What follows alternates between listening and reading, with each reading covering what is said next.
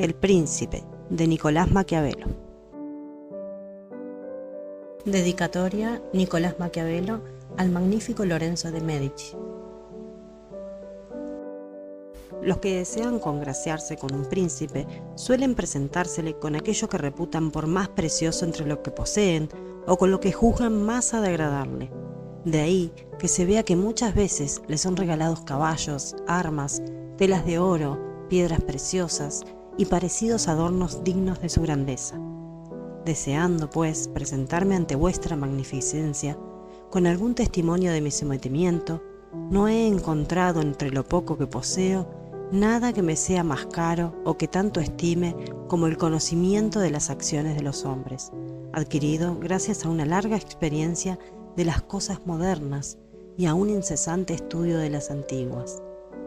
Acciones que luego de examinar y meditar durante mucho tiempo y con gran seriedad he encerrado en un corto volumen que os dirijo.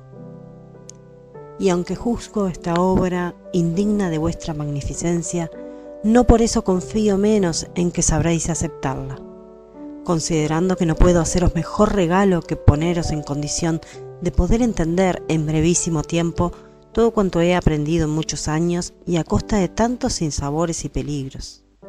No he adornado ni hinchado esta obra con cláusulas interminables, ni con palabras ampulosas y magníficas, ni con cualquier atractivo o adorno extrínseco, cual muchos suelen hacer con sus cosas, porque he querido, o que nada la honre, o que solo la variedad de la materia y la gravedad del tema la hagan grata.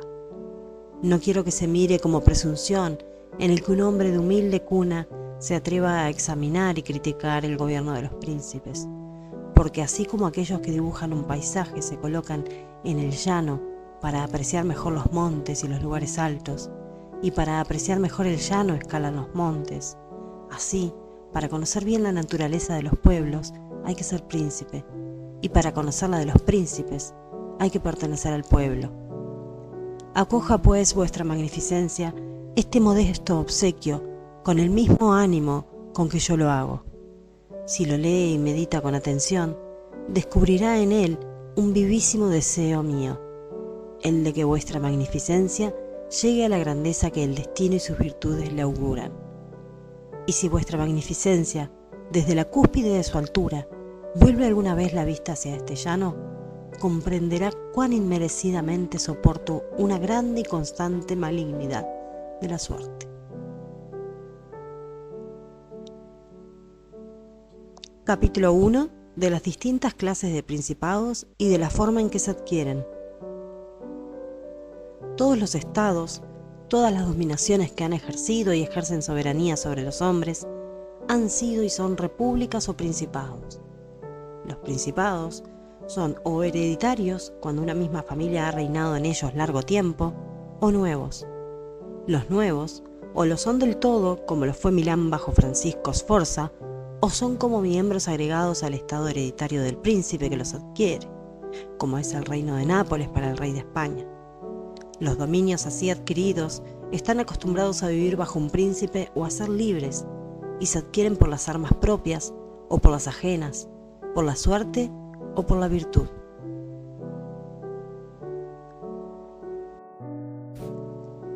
Capítulo 2. De los principados hereditarios. Dejaré a un lado el discutir sobre las repúblicas, porque ya en otra ocasión lo he hecho extensamente. Me dedicaré solo a los principados, para ir tejiendo la urdimbre de mis opiniones y establecer cómo puede gobernarse y conservarse tales principados. En primer lugar, me parece que es más fácil conservar un estado hereditario acostumbrado a una dinastía que uno nuevo, ya que basta con no alterar el orden establecido por los príncipes anteriores y contemporizar después con los cambios que puedan producirse. De tal modo que si el príncipe es de mediana inteligencia, se mantendrá siempre en su estado, a menos que una fuerza arrolladora lo arroje de él, y aunque así sucediese, solo tendría que esperar para reconquistarlo a que el usurpador sufriera el primer tropiezo. Tenemos en Italia, por ejemplo, al duque de Ferrara, que no resistió los asaltos de los venecianos en el 1484, ni los del Papa Julio en el 1510.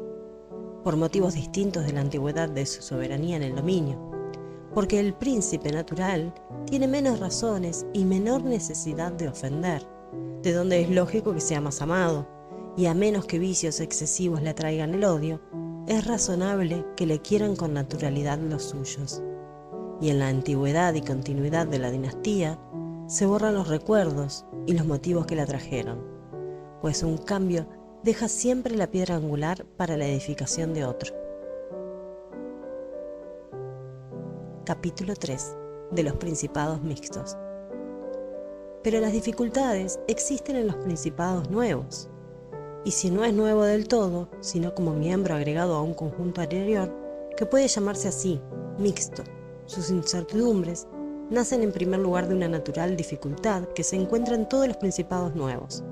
Dificultad que estriba en que los hombres cambian con gusto de señor creyendo mejorar, y esta creencia los impulsa a tornar las armas contra él, en lo cual se engañan, pues luego la experiencia les enseña que han empeorado. Esto resulta de otra necesidad natural y común que hace que el príncipe se vea obligado a ofender a sus nuevos súbditos, con tropas o con 1000 vejaciones que el acto de la conquista lleva consigo. De modo que tienes por enemigos a todos los que has ofendido al ocupar el principado, y no puedes conservar como amigos a los que te han ayudado a conquistarlo, porque no puedes satisfacerlos como ellos esperaban, y puesto que les estás obligando, tampoco puedes emplear medicinas fuertes contra ellos, porque siempre, aunque se descanse en ejércitos poderosísimos, se tiene necesidad de la colaboración de los provincianos para entrar en la provincia. Por estas razones, Luis XII, rey de Francia, ocupó rápidamente a Milán y rápidamente lo perdió, y bastaron la primera vez para arrebatárselo las mismas fuerzas de Ludovico Sforza, porque los pueblos que le habían abierto las puertas, al verse defraudados en las esperanzas que sobre el bien futuro habían abrigado, no podían soportar con resignación las imposiciones del nuevo príncipe. Bien es cierto que los territorios rebelados se pierden con más dificultad cuando se conquistan por segunda vez, porque el señor, aprovechándose de la rebelión, vacila menos en asegurar su poder castigando a los delincuentes, vigilando a los sospechosos y reforzando las partes más débiles. De modo que si para hacer perder Milán a Francia bastó la primera vez un duque Lodovico, que hiciese un poco de ruido en las fronteras, para hacérselo perder la segunda, se necesitó que todo el mundo se concertase en su contra, y que sus ejércitos fuesen aniquilados y arrojados de Italia, todo cual se explica por las razones antedichas. Desde luego, Francia perdió a Milán tanto la primera como la segunda vez. Las razones generales de la primera ya han sido discurridas, quedan ahora las de la segunda, y queda el ver los medios que disponía o de que hubiese podido disponer alguien que se encontrara en el lugar de Luis XII para conservar la conquista mejor que él. Estos estados, que al adquirirse se agregan a uno más antiguo, o son de la misma provincia y de la misma lengua, o no lo son. Cuando lo son, es muy fácil conservarlos, sobre todo cuando no están acostumbrados a vivir libres, y para afianzarse en el poder basta con haber borrado la línea del príncipe que los gobernaba, porque por lo demás, y siempre que se respeten sus costumbres y las ventajas de que gozaban, los hombres permanecen sosegados, como se ha visto en el caso de Borgoña, Bretaña, Gascuña y Normandía, que están unidas a Francia desde hace tanto tiempo. Y aun cuando hay alguna diferencia de idioma, sus costumbres son parecidas y pueden convivir en buena armonía. Y quienes los adquiera, si desea conservarlos, debe tener dos cuidados. Primero, que la descendencia del anterior príncipe desaparezca. Después, que ni sus leyes ni sus tributos sean alterados. Y se verá que en brevísimo tiempo el principado adquirido pasa a constituir un solo y mismo cuerpo con el principado conquistador. Pero cuando se adquieren estados en una provincia con idioma, costumbres y organización diferentes, surgen entonces las dificultades y se hace precisa mucha suerte y mucha habilidad para conservarlos. Y uno de los mejores y más eficaces remedios sería que la persona que los adquiera fuese a vivir en ellos. Esto haría más segura y más duradera la posesión, como ha hecho el turco con Grecia, ya que, a despecho de todas las disposiciones tomadas para conservar aquel estado, no habría conseguido retenerlo si no hubiese sido a establecerse allí, porque de esta manera ven nacer los desórdenes y se los puede reprimir con prontitud.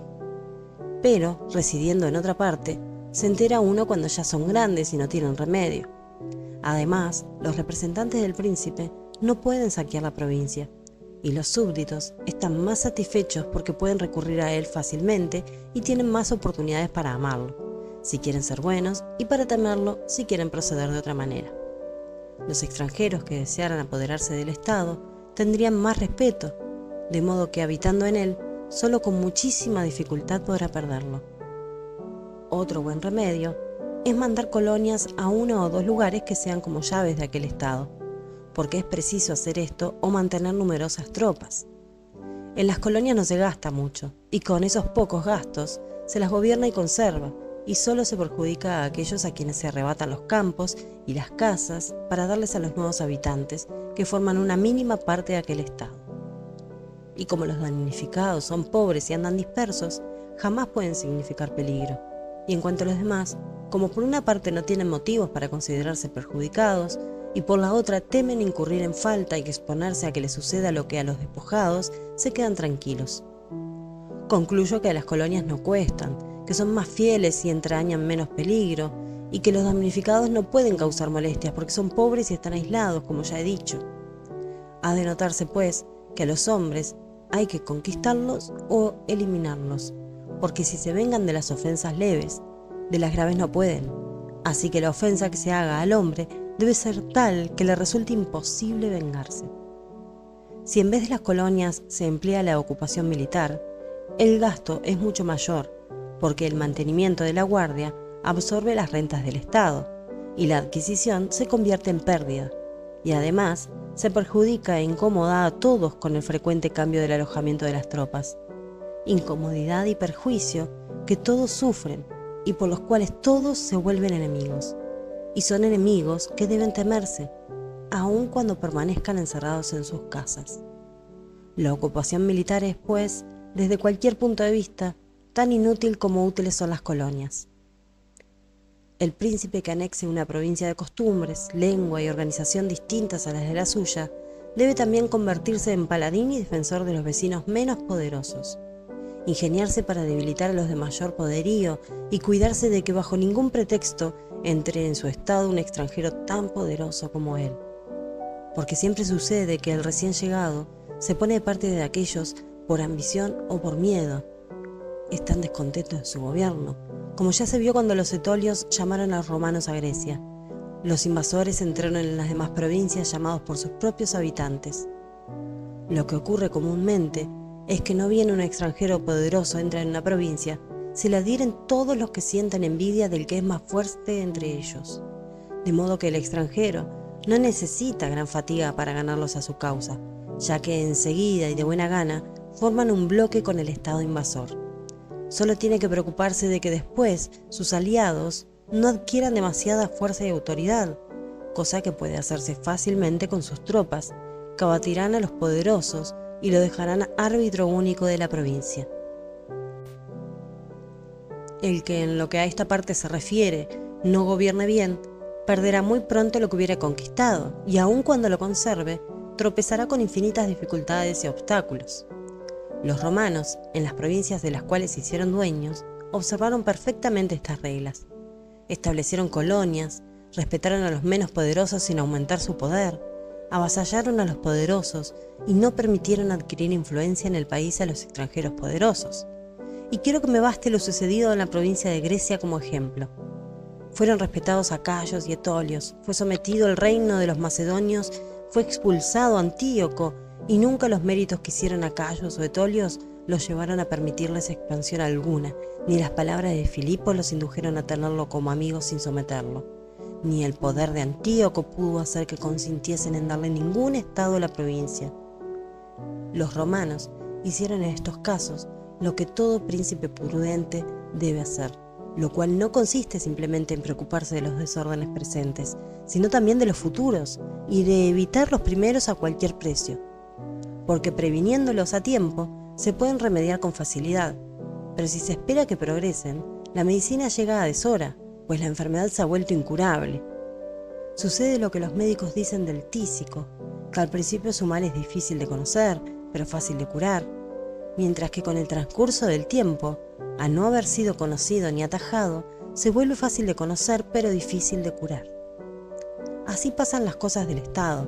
Los males que nacen en él, cuando se los descubre a tiempo, lo que solo es dado al hombre sagaz, se los cura pronto. Pero ya no tienen remedio cuando, por no haberlos advertido, se los deja crecer hasta el punto de que todo el mundo los ve. Pero como los romanos vieron con tiempo los inconvenientes, los remediaron siempre y jamás le dejaron seguir su curso por evitar una guerra, porque sabían que una guerra no se evita, sino que se difiere para provecho ajeno. La declararon pues a Filipo y a Antíoco en Grecia para no verse obligados a sostenerla en Italia, y aunque entonces podían evitarla tanto en una como en otra parte, no lo quisieron. Nunca fueron partidarios de ese consejo que está en boca de todos los sabios de nuestra época. Hay que esperarlo todo del tiempo. Prefirieron confiar en su prudencia y en su valor, no ignorando que el tiempo puede traer cualquier cosa consigo y que puede engendrar tanto el bien como el mal, y tanto el mal como el bien. Pero volvamos a Francia y examinemos si se ha hecho algo de lo dicho. Hablaré no de Carlos sino de Luis, es decir, de aquel que por haber dominado más tiempo en Italia, nos ha permitido apreciar mejor su conducta. Y se verá cómo ha hecho lo contrario de lo que debe hacerse para conservar un estado de distinta nacionalidad. El rey Luis fue llevado a Italia por la ambición de los venecianos, que querían, gracias a su intervención, conquistar la mitad de Lombardía. Yo no pretendo censurar la decisión por el rey, porque si tenía el propósito de empezar a introducirse en Italia y carecía de amigos, y todas las puertas se le cerraban a causa de los demanes del rey Carlos, no podía menos que aceptar las amistades que se le ofrecían. Y habría triunfado en su designio si no hubiera cometido error alguno en sus medidas posteriores. Conquistada pues la Lombardía, el rey pronto recobró para Francia la reputación que Carlos le había hecho perder.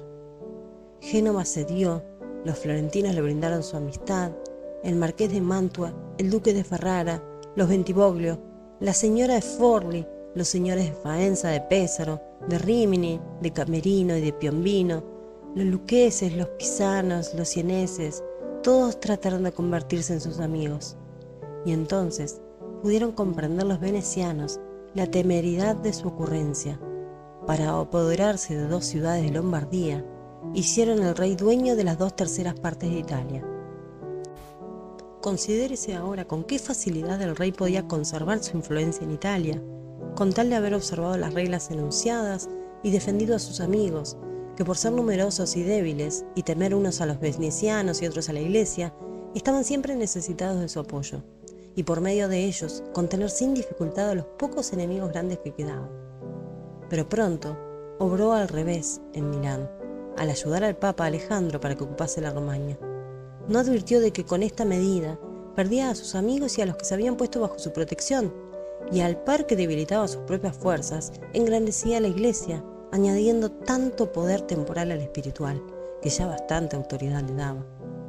Y cometido un primer error, hubo que seguir por el mismo camino, y para poner fin a la ambición de Alejandro e impedir que se convirtiese en señor de Toscana, se vio obligado a volver a Italia. No le bastó haber engrandecido a la iglesia y perdido a sus amigos, sino que para gozar tranquilo del reino de Nápoles, lo compartió con el rey de España, y donde él era antes árbitro único, puso un compañero para que los ambiciosos y descontentos de la provincia tuviesen a quien recurrir, y donde podía haber dejado un rey tributario, llamó a alguien que podía echarlo a él.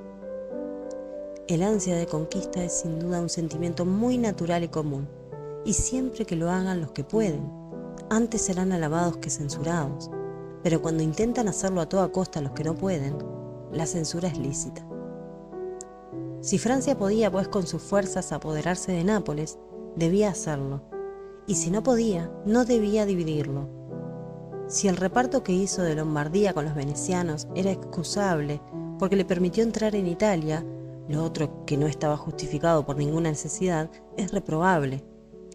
Luis cometió pues 5 faltas: aniquiló a los débiles, aumentó el poder de un poderoso de Italia, introdujo en ella a un extranjero más poderoso aún, no se estableció en el territorio conquistado y no fundó colonias.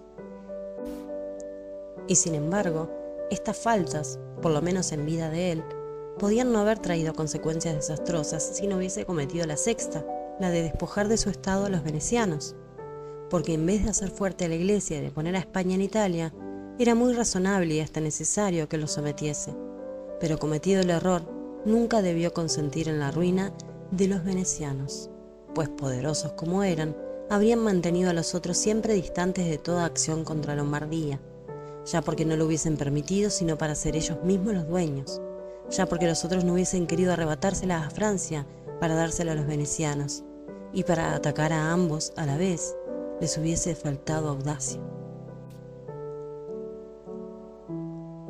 Y si alguien dijese que el rey Luis cedió la Romaña a Alejandro y el reino a España para evitar la guerra, contestaría con las razones arriba enunciadas, que para evitar una guerra nunca se debe dejar que sin desorden siga su curso, porque no se la evita, sino que se la posterga en perjuicio propio. Y si otros alegasen que el rey había prometido al Papa ejecutar la empresa en su favor para obtener la disolución de su matrimonio y el capelo de Rouen, respondería con lo que más adelante se dirá acerca de la fe de los príncipes y del modo de observarla. El rey Luis ha perdido, pues, la Lombardía por no haber seguido ninguna de las normas que siguieron los que conquistaron provincias y quisieron conservarlas. No se trata de milagro alguno, sino de un hecho muy natural y lógico. Así se lo dije antes al cardenal de Rouen, llamado el Valentino, como era llamado por el pueblo César Borgia, hijo del Papa Alejandro, ocupaba la Romaña.